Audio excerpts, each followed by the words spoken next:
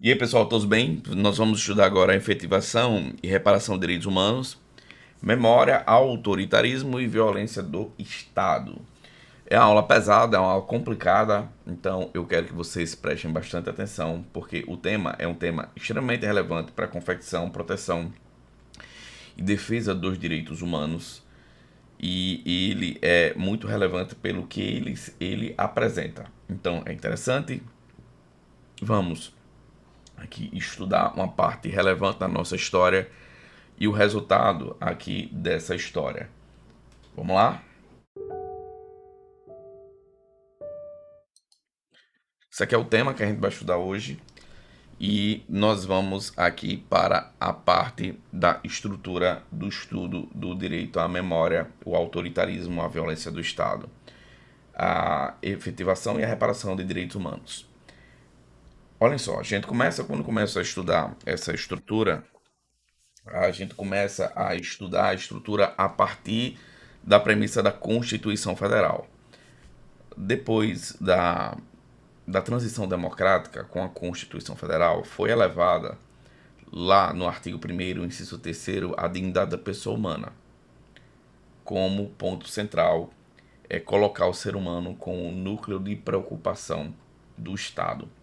Então, o Estado ele iria se preparar, ele iria montar toda a sua estrutura para fins de defesa e proteção da dignidade da pessoa humana.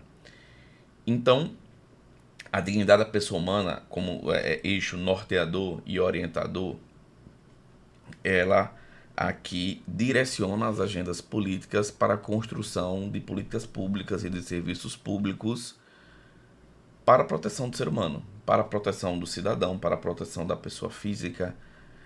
Então, a Constituição ela trouxe essa perspectiva e essa necessidade e esse objetivo. Embora a Constituição ela tenha feito avanços significativos, como a gente estudou nas aulas passadas, e de fato foram avanços extremos, a Constituição aqui ela deu um novo olhar para os direitos humanos, para os direitos fundamentais.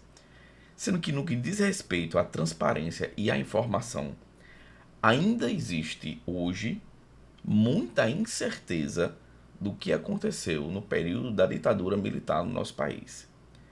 As famílias elas não sabem o que aconteceu com seus membros. Alguns desapareceram, foram mortos, evidentemente.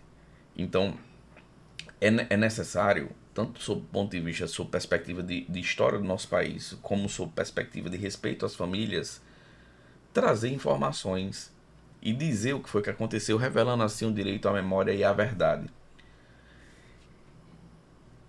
Para a família conseguir se desincumbir desse peso de carregar uma pessoa desaparecida sem ter destinação, quando esse desaparecimento é culpa do Estado, e para além disso, é necessário perceber que essa necessidade de informação, de direito à memória, direito à verdade, ela pode ter algumas pistas e alguns direcionamentos por documentos oficiais que estão de posse do Estado brasileiro nos órgãos das Forças Armadas. Que assim, talvez não tenha nem informação completa, mas tem parte da informação que já poderia dar um alento a essas famílias e também fazer uma construção adequada da nossa história. Sendo que esses documentos eles foram considerados sigilosos. E isso demonstra, em certo grau, um desrespeito à memória, um desrespeito ao princípio da publicidade. Então, o direito à memória e o direito à verdade, ele vem para estudar esse mecanismo. E aí o Estado brasileiro, depois da nossa Constituição, criou vários projetos, várias políticas públicas para descortinar esse direito à verdade. E a primeira que foi essa lei 9.140 de 95. Ele apontando aqui a, a morte presumida são reconhecidos como mortas para todos os efeitos legais as pessoas que tenham participado ou tenham sido acusadas de participar em atividades políticas no período de 2 de setembro de 61 a 5 de outubro de 88 e que, por esse motivo, tenham sido detidas por agentes públicos, achando-se desde então desaparecidas sem delas que hajam notícias. Então, aqui uma presunção de morte das pessoas desaparecidas. Para além disso, aqui nós temos a criação de uma comissão especial de mortos e desaparecidos políticos. Fica criado Fica criada a comissão especial em face às circunstâncias descritas no artigo 1º, que é isso que a gente acabou de ver, assim como diante da situação política nacional compreendida no período de 2 de setembro de 61 a 5 de outubro de 88. Escutem.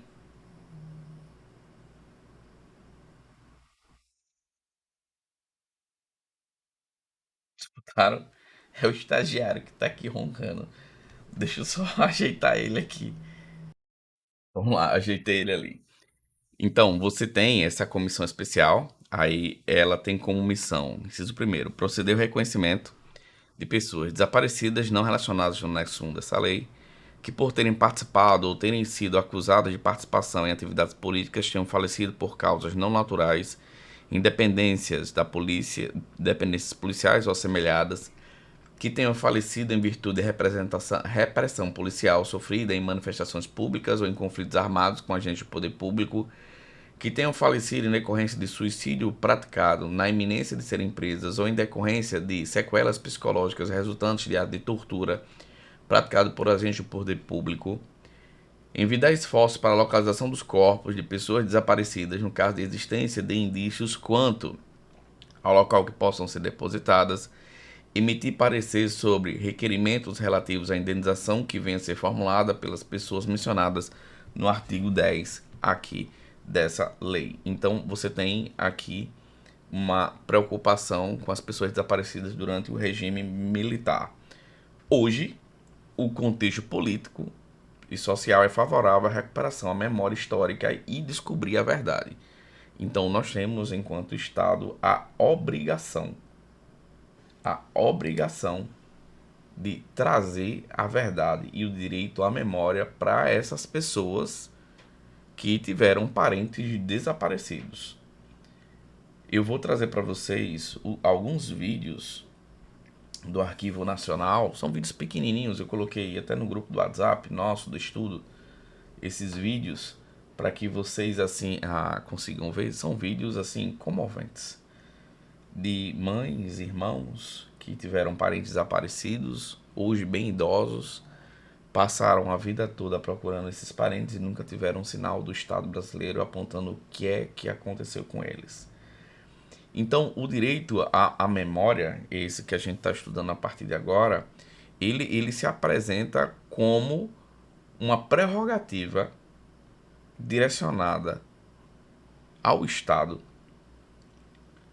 para o esclarecimento de fatos ilegais e apontar as eventuais responsabilidades. Então, nós temos o direito à memória, à verdade, como uma decorrência de direito humano, de dignidade da pessoa humana. Eu tenho que saber o que foi que aconteceu, que é esclarecer. Eu tenho que aqui buscar a responsabilidade de quem fez aqueles atos, assim como existe a necessidade da população de modo geral ter o direito coletivo ao acesso à informação, à publicidade. Isso que a gente está chamando agora sobre esses momentos de memória, verdade, descobrir, sempre é um momento muito tenso, porque normalmente esse direito à memória e à verdade ele ocorre e ele acontece em momentos de transição, que é o que se chama de justiça de transição ou momentos de transição para sistemas democráticos. Acontece depois de guerras, acontece após ditaduras militares. Então, esse direito à memória, à verdade, ele só acontece depois de uma transição democrática. Porque quando o regime ainda é um regime de ditadura, não é eventualmente possível que isso assim aconteça, certo? De você buscar a informação verdadeira, porque sempre o Estado, ele vai tentar criar algum obstáculo para descobrir a verdade. Hoje o contexto político e social permite esse tipo de estudo. Então, essa perspectiva e essa conceituação, que nós chamamos de direito à verdade, é, assim, um direito direcionado a toda a sociedade de saber as informações e fazer um adendo histórico aos eventos que aconteceram, que hoje ainda são obscuros, ocultos. E, para além disso, o direito da família das vítimas de saber o que foi que aconteceu, o direito à memória e solicitar a respectiva indenização do Estado. Então, as sociedades, certo, que eventualmente abandonaram os regimes de ditadura ou passaram por guerra, têm esse direito à memória e à verdade como premissa de um fundamento para a transição democrática. Decorre da dignidade da pessoa humana e tem fundamento em uma república criada, uma república democrática, uma república com responsabilidade. Isso daqui é assinalado como necessidade de transparência, dos eixos de transparência e proteção de direitos humanos. O que nós temos, e o que é muito verdadeiro, até no protocolo do decreto, que traz a necessidade do estudo e a configuração da política pública de direitos humanos, nós temos o eixo orientador. Eu vou trazer aqui para vocês, eu vou já voltar aqui para essa estrutura rapidinho. Então, vejam só, esse aqui é o decreto do Programa Nacional de Direitos Humanos, o PNDH3, será implementado de acordo com os seguintes eixos orientadores e suas respectivas diretrizes. O eixo orientador 6, direito à memória e à verdade. A diretriz 23, 24 e 25, reconhecimento da memória e da verdade como direito humano, da cidadania e dever do Estado, preservação da memória histórica e construção pública da verdade, modernização da legislação relacionada com promoção do direito à memória e à verdade, fortalecendo a democracia. Então, nós temos essa preocupação com o direito à verdade e o direito à memória, uma preocupação do Programa Nacional de Direitos Humanos, descortinamento da verdade. Tem que descobrir o que foi que aconteceu. Teve a guerra do Araguaia também, que não sabe o que foi que aconteceu com as pessoas mortas lá no estado do Pará. Foi uma situação extremamente crítica, ainda não tem informação suficiente. E a nossa equipe de design, ela tá de parabéns durante todo esse curso, né? Fazendo essas imagens representativas aqui dos eventos e dos temas das aulas, que eles são bem caricatos. Essa daqui no particular, acho que de todas as imagens, essa daqui é uma das minhas prediletas.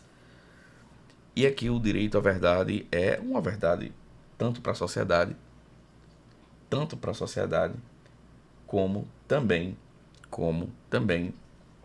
aqui para as famílias. Aí nós temos o que a gente chama de justiça de transição. Essa justiça de transição, ela é comum, certo, na história humana em alguns momentos. Então ela é comum em alguns momentos críticos, por exemplo, pós Segunda Guerra Mundial, que aconteceu a justiça de transição em que apontava apontava o que ia acontecer, como ia ser a transição para o pós-guerra, a cartela de direitos humanos e direitos fundamentais que estavam sendo criados. Então, a justiça de transição é comum em ditaduras e pós-guerras. É aqui você tem essa primeira etapa, certo? Que é chamada de justiça de transição, que é primeiro pós Segunda Guerra Mundial. A segunda aqui é momento de justiça de transição significante. A gente viu na primeira aula quando estava tratando de democracia, que é ondas democráticas após a queda do muro de Berlim, que afetou principalmente aqui a América Latina, a necessidade e preocupação com resolução dos conflitos com base no Estado de Direito. Isso daqui é uma estrutura que foi estudada, construída pelo professor Ruti Tietel, e ele escreveu na Harvard Human Rights, no jornal científico da Harvard Law School. Então ele traz essas três perspectivas aqui de justiça de transição, os momentos que aconteceram. Primeiro, pós Segunda Guerra. Segunda, após a queda do muro de Berlim. E agora, certo? depois da finalização do século XX, a aceleração da resolução dos conflitos com base no Estado de Direito. Se ele tiver a oportunidade de continuar a escrever sobre isso, eu nem sei se ele ainda é vivo, ele poderia criar uma quarta janela aqui agora do que está acontecendo no mundo, porque começou com a guerra da Rússia. E aí, depois da guerra da Rússia, o ataque do Hamas a Israel, a tentativa da Venezuela de tomar uma parte da Guiana.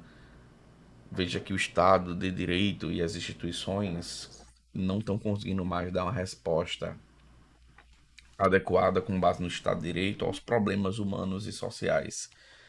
E está aparentando ter conflitos bem parecidos do que aconteceu pré-Segunda Guerra Mundial. Vamos aqui, vamos à frente. E aqui você tem essa necessidade do estudo do direito à verdade e sabendo que, primeiro, a premissa, o direito à verdade é um direito humano. E a possibilidade aqui do ser humano, do cidadão, obter informações sobre seus parentes, que é um direito subjetivo dele, ou mesmo a sociedade saber o que foi que aconteceu, relacionadas às violações de direitos humanos. É um direito também histórico. Não é difícil você perceber que o direito à verdade, ele está associado à transparência e à publicidade. Ele vai assegurar a todo e qualquer cidadão ter acesso às informações de interesse público que estejam em poder do Estado ou de entidades privadas.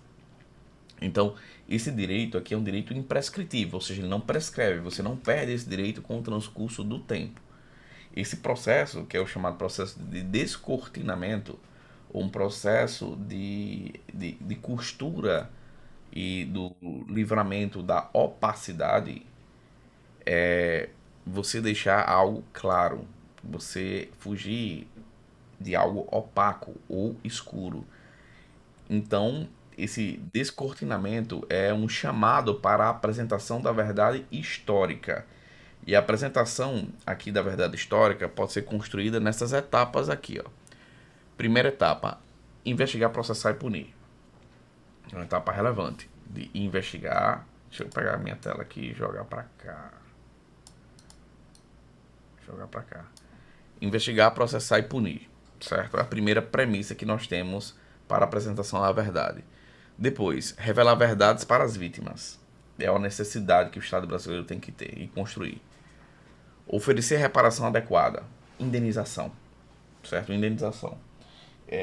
Eu tenho um advogado, e assim, todo mundo precisa de advogado, e eu também, eu sou formado em Direito, né? Eu sou procurador federal, eu também tenho advogado, e meu advogado é daqui do Rio Grande do Norte, doutor Paulo Lopes Saraiva, uma pessoa sensacional, foi meu professor durante boa parte da minha vida, e é uma pessoa que eu tenho muito carinho, e ele é meu advogado em alguns processos, e é curioso que ele participou dos processos de comissão da verdade. Ele era um dos integrantes que ele fazia essa situação de investigar, processar, punir, oferecer reparação do Estado brasileiro, aqui oferecendo indenização. Aí, para além disso, afastar os criminosos dos órgãos relacionados à aplicação da lei. São essas quatro premissas, esses quatro eixos necessários para o descortinamento da verdade histórica. Eu tenho que investigar, processar e punir. Investigar tanto para revelar a estrutura histórica, tenho que processar e punir quem aqui violou direitos humanos. Para além disso, eu tenho que revelar a verdade para a vítima. Ela precisa saber o que aconteceu com seus parentes. Para além disso, oferecer reparação adequada, indenização e afastar os criminosos dos órgãos relacionados à aplicação da lei. Essa é a estrutura que nós temos aqui de apresentação à verdade e direito à verdade. E aí, pessoal, todos bem? Fazer uma breve pausa aqui no seu vídeo só para dar uma informação básica. Às vezes vocês vão procurar, vocês estão procurando conteúdo do edital para estudar e você se depara com esse meu vídeo e você não me conhece. Eu sou o professor Tiago Nóbrega, eu sou procurador federal de carreira, eu sou instrutor da Escola da Advocacia Geral da União, de tanto direito constitucional, que é a matéria que vocês estão assistindo, como também de direito administrativo. Esse vídeo, no particular, ele faz parte do meu curso completo voltado para o CNU, que é daqueles conhecimentos básicos. Então, vocês, ao terminar o vídeo, não se esqueça de curtir o vídeo e deixar seu comentário aqui. Diga de onde você é, de que cidade você é e como você me conheceu, que é importante aqui para a gente verificar. Sejam todos muito bem-vindos. Eu vou deixar também aqui embaixo o link para o grupo, aqui para vocês ingressarem no grupo de estudo para o CNU. Cheiro no coração de vocês e espero vocês lá. E nós temos aqui a Justiça de Transição, a brasileira, que foi aqui construída a partir da de uma lei de 79 e ela foi absorvida aqui na Constituição Federal pelo artigo 8º. Vejam só. É concedida anistia aos que, no período de 18 de setembro de 46 até a data da promulgação da Constituição, foram atingidos em decorrência de motivação exclusivamente política por atos de exceção institucionais ou complementares aos que foram abrangidos pelo Decreto Legislativo 18, de 15 de dezembro de 61, atingidos pelo Decreto-Lei 864, de 12 de setembro de 69, asseguradas as promoções na inatividade, ao cargo, emprego, posto ou graduação que teriam direito se estivessem em serviço ativo, obedecidos os prazos de permanência em atividade previstos nas leis e regulamentos vigentes, respeitadas as características e peculiaridades das carreiras dos servidores públicos, civis e militares, observados os respectivos regimes jurídicos. Então você tem aqui foi uma anistia completa, uma anistia dupla, tanto direcionado aos militares como direcionado a qualquer cidadão que criou algum grau de resistência ao regime militar. Então, você tem essa construção de uma justiça de transição e não é raro acontecer aqui esse momento aqui de construção de um momento de transição adequada para regimes democráticos. Deixa eu até passar uma parte aqui. Deixa eu só pegar uma informação aqui para eu falar a informação completa. Pronto, já estou com a informação aqui que eu queria, senão eu ia falar uma informação equivocada. Após a Segunda Guerra Mundial finalizada, o, a aliança dos países compondo Estados Unidos, França e Inglaterra chegou a o momento deles tomarem a decisão do que iria acontecer, a chamada justiça de transição. E o que foi que aconteceu? Após o encerramento, o Hermann Göring, que era o herdeiro de Hitler, o indicado por Hitler para conduzir a Alemanha após o falecimento dele, ele estava em uma situação extremamente confortável na prisão das Forças Armadas. Isso é detectado de uma forma muito caricata no filme Julgamento de Nuremberg. E diante desse cenário, a Aliança percebeu a necessidade de construir um julgamento. Porque, como quem ganhou foi a democracia, apesar das barbaridades praticadas pelo regime nazista, era necessário fazer com que o regime democrático prevalecesse em todos os sentidos, para fins de proteção dos direitos humanos e fazer com que as pessoas entendessem que o regime democrático seria um regime que ele respeitaria os direitos humanos apesar de tudo. Então foi construído o julgamento de Nuremberg, garantindo a eles a acusação, a defesa e o devido processo legal. Isso era necessário para fazer a construção da justiça de transição, daquele momento pós-guerra para o momento subsequente. A ideia era exatamente essa.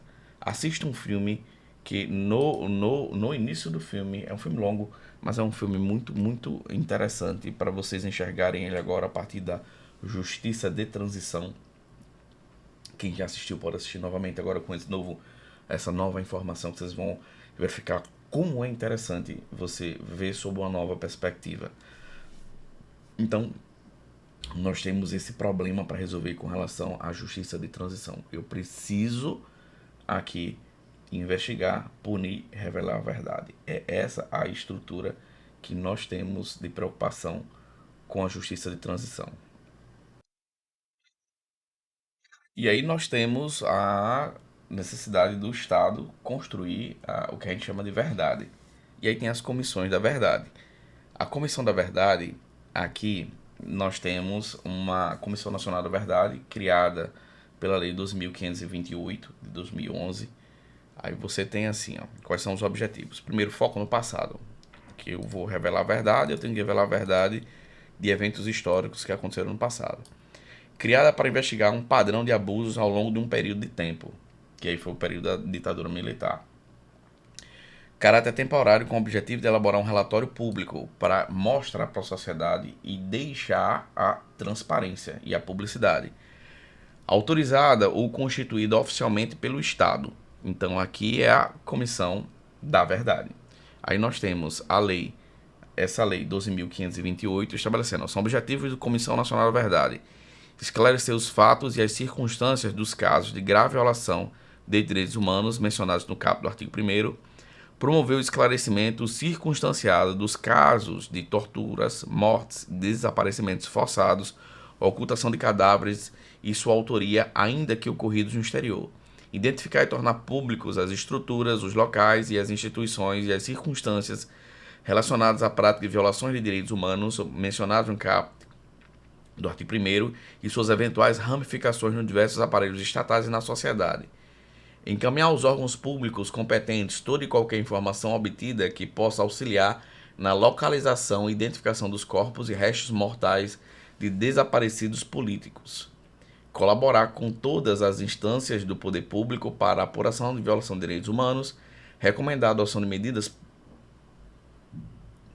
e políticas públicas para prevenir a violação de direitos humanos, assegurar sua repetição e promover a efetiva reconciliação nacional, promover com base nos informes obtidos a reconstrução da história dos casos de grave violação de direitos humanos, bem como colaborar para que seja prestada assistência às vítimas de tais violações. Deixa eu colocar aqui porque ao falar eu não coloquei os respectivos artigos. Tá aqui, ó, os objetivos da Comissão Nacional da Verdade. Tá no material de vocês o e-book aqui sobre o desafio do Estado Democrático de Direito. Então, veja, somente com a Comissão da Verdade foi possível na África do Sul verificar que as pessoas lá na África do Sul foram de fato torturadas. E a tortura ela é tolerada oficialmente.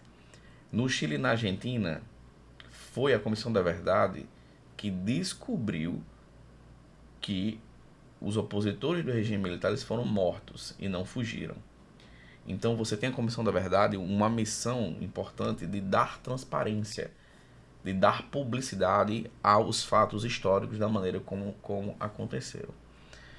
Então é essa a estrutura que nós temos para fins de estudo e compreensão desse tópico aqui, que é efetivação e reparação de direitos humanos, memória, autoritarismo e violência do Estado, justiça de transição, a verdade como direito humano e a composição do direito à verdade.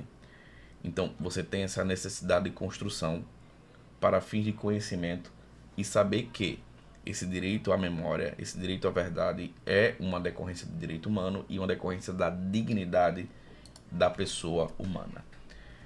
Eu quero que vocês deixem aqui o comentário aqui embaixo. Eu vou tentar fazer uma coisa interessante, que é colocar alguns vídeos após esse momento que eu estou aqui gravando, colocar alguns vídeos lá do bloco do Arquivo Nacional chamado Memórias Reveladas, para aqui vocês compreenderem e balançarem também o coração de vocês sobre essa perspectiva aqui de direitos humanos. Eu vou buscar fazer isso agora. Tranquilo? E coloca aqui no comentário se a aula foi boa, porque é importante para mim eu ter esse feedback de vocês. Cheiro no coração. Dinaelza Santana Coqueiro, desaparecida política no Araguaia desde 74. Dinaelza era uma menina alegre, sempre preocupada com a juventude, com os rumos do país. A perseguição era grande e tiveram que deixar Salvador na calada da noite, ela juntamente com o marido. Eu sei que ela está morta, eu sei. As circunstâncias nós não sabemos até hoje. É um vazio. Eu espero que todas as famílias tenham cumpra esse dever, não é? De enterrar o seu morto. Ainda existem mais de 140 desaparecidos políticos no Brasil. Se você tem informações que ajudem a encontrá-los, procure o Arquivo Nacional no site Memórias Reveladas. Governo Federal. Hei de vê-lo voltar, e ela dizia, o meu doce consolo, meu filhinho. Passam-se anos e o véu do esquecimento, baixando sobre as coisas, tudo apaga, menos da mãe no triste isolamento, a saudade que o coração lhe esmaga. Fernando Santa Cruz, desaparecido político desde 74. Nós procuramos ainda no começo, pensando que era uma prisão assim, que ele ia voltar, mas depois perdi a esperança. Sabia que não ia encontrar. Ele fazia política estudantil. Era gente sonhadora. Eu, quando falo, parece que eu estou vendo aqueles dias tão tristes da minha vida. Eu acho que uma mãe nunca esquece um filho. Ainda existem mais de 140 desaparecidos políticos no Brasil. Se você tem informações que ajudem a encontrá-los, procure o Arquivo Nacional no site Memórias Reveladas. Governo Federal. Eu era mais moleque mesmo. Pipa na praia, futebol de botão. Inclusive eu jogava com meu pai. No dia 20 de janeiro de 71, eles invadiram minha casa, tinham policiais, metralhadoras e tal. Eu acordei e meu pai já tinha sido levado. Os meus amiguinhos perguntavam, o que está acontecendo, né? Meu pai foi preso. Ah, mas teu pai é bandido? Eu falei, não, meu pai, ele é contra a ditadura. E no dia seguinte, eles levaram a minha mãe e a minha irmã Eliana, que tinha 15 anos. Ele deve ter morrido na tortura 2 dias depois. Eu reencontrei minha mãe 13 dias depois. E na cama dela, ela não conseguia nem andar direito, de tão magra que ela estava. E aí começamos a chorar os dois. Ainda existem mais de 140 desaparecidos políticos no Brasil. Se você tem informações que ajudem a encontrá-los, procure o Arquivo Nacional no site Memórias Reveladas. Governo Federal.